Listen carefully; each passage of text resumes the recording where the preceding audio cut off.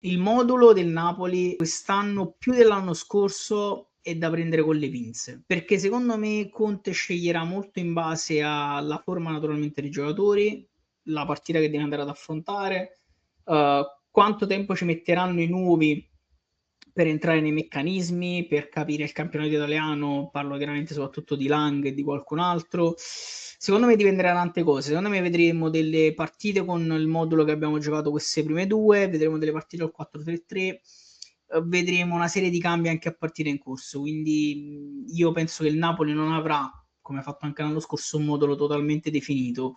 E questo, diciamo, oso anche dire che potrebbe essere un po' l'evoluzione che ha avuto Conte e un po' l'evoluzione anche un po' del calcio moderno, no? Che in realtà fanno anche tanti allenatori, di avere un modulo, sì, c'è un modulo di base di partenza, ma poi è tutto molto variabile perché poi dipende da quello che succede anche in campo, quindi bisogna essere pronti a cambiare.